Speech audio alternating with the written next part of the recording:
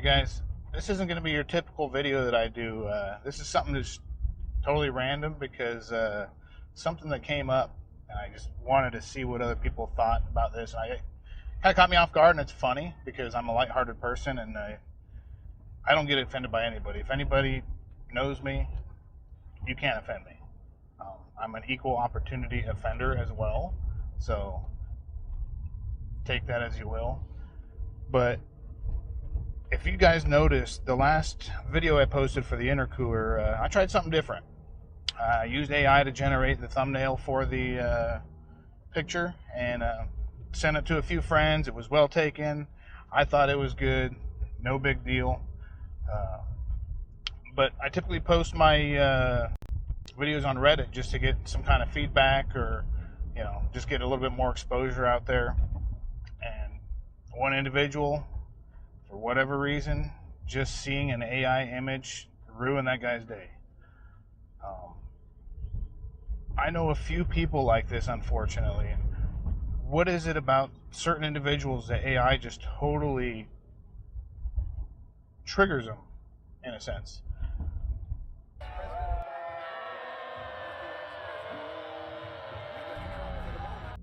I totally understand the fear of AI and the fear of taking people's jobs and all sorts of stuff, but just having it out there and just the fact that one picture can derail somebody. What do you got to have going on in your life that, just a simple AI picture, not even controversial, it's not political or anything like that. I mean, this is a Disney picture, and this guy goes out of his way to just let his opinion known, which I don't really care, honestly. He feels the way he feels, but the fact that this thing had an effect on this person that way just blows my mind. I mean, I can't imagine being in a mental state to where something like this can affect me that much. And like I said, this isn't the only person I know like this. There's an individual in the local RX-7 community here that has this same kind of disdain for AI. And I just don't understand. I can't wrap my head around it. He even went as far as trying to have me removed from a local chat group with RX-7s for posting this meme. Again, it's not offensive. It was RX-7 related in RX-7 chat group. But because he is so against AI, this triggered him so much that he tried having me removed from this group.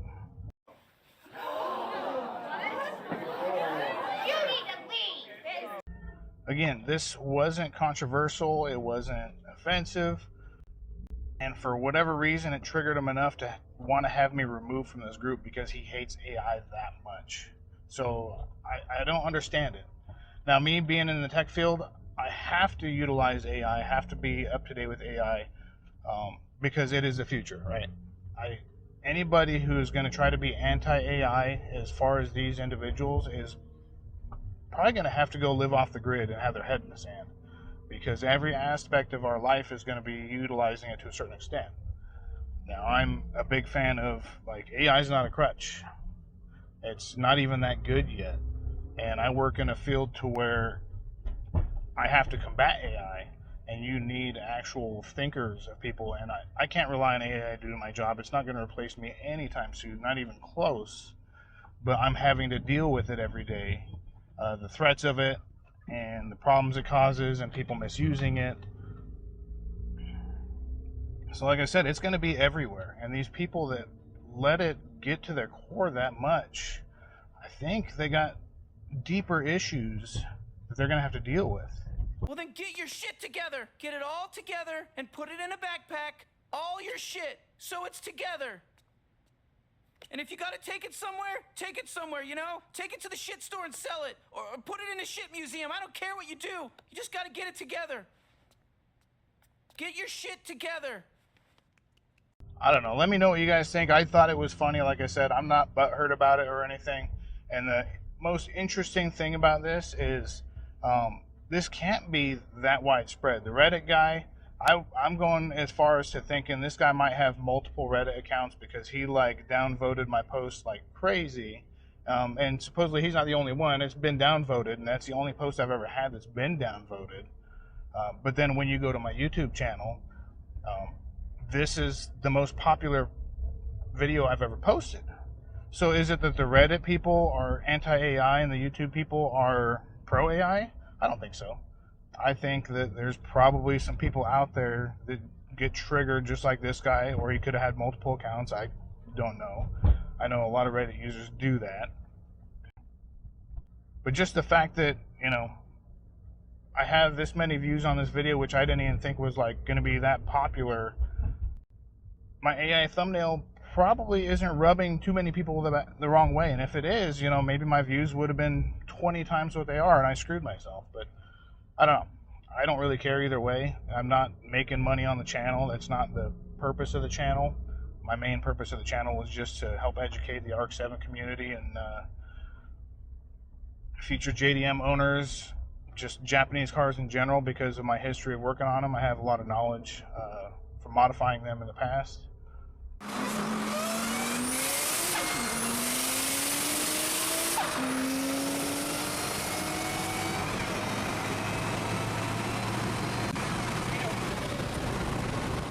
But just something I was thinking about. I thought it was funny.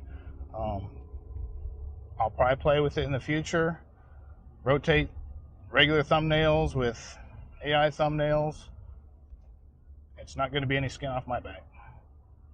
I'm going to keep on living my life, enjoy my family and my cars, and if I ever get to the point to where seeing an image that was created by AI is going to ruin my day,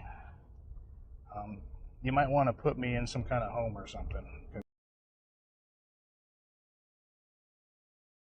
That being said, I'm glad you guys enjoyed that last video. I do have a lot of interest in this intercooler. Like I said, I wasn't planning on selling this.